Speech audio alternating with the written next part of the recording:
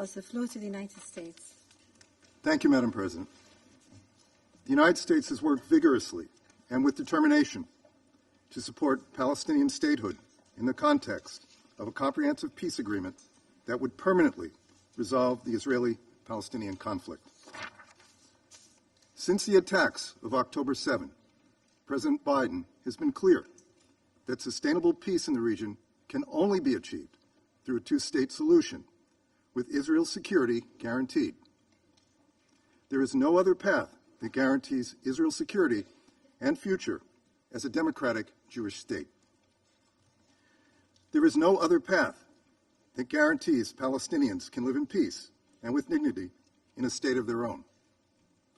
And there is no other path that leads to regional integration between Israel and all its Arab neighbors, including Saudi Arabia.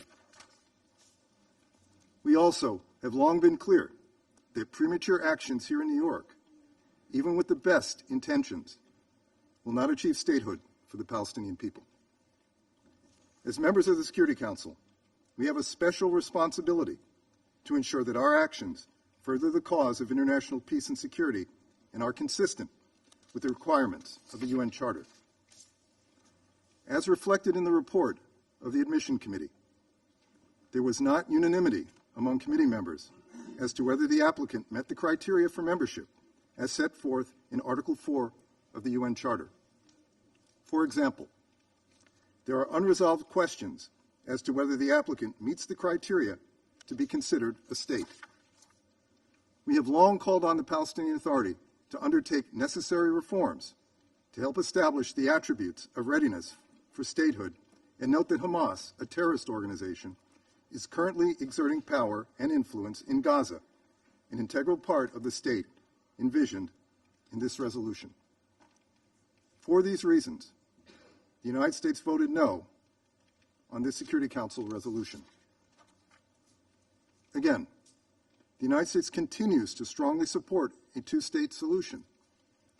This vote does not reflect opposition to Palestinian statehood, but instead is an acknowledgement that it will only come from direct negotiations between the parties. A central focus of U.S. policy prior to October 7, the October 7 Hamas terrorist attacks, was to promote normalization between Israel and its Arab neighbors and, as a critical element of a normalization package, generate tangible benefits and a political horizon for the Palestinian people.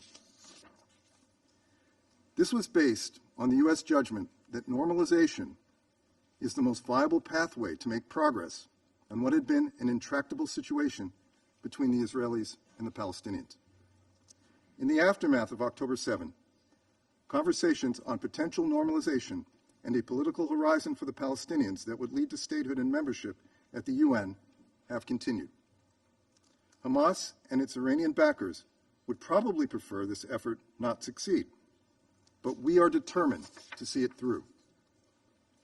It remains the U.S. view that the most expeditious path towards statehood for the Palestinian people is through direct negotiations between Israel and the Palestinian Authority with the support of the United States and other partners. We believe this approach can tangibly advance Palestinian goals in a meaningful and enduring way.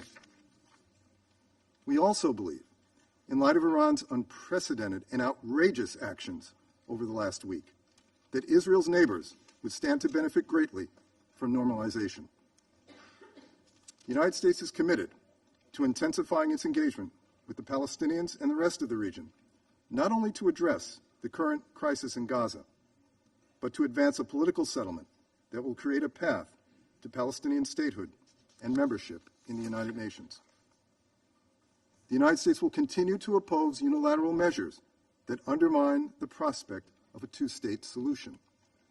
This includes any actions that violate the principles that Secretary Blinken has emphasized for months, that Gaza cannot be a platform for terrorism. There should be no Israeli reoccupation of Gaza, and the size of Gaza's territory should not be reduced. As we have said before, we believe a two-state solution coupled with these elements is the best way to achieve a durable peace in the region, along with security for Israelis and Palestinians. Thank you, Madam President. I thank the representative of the United States. And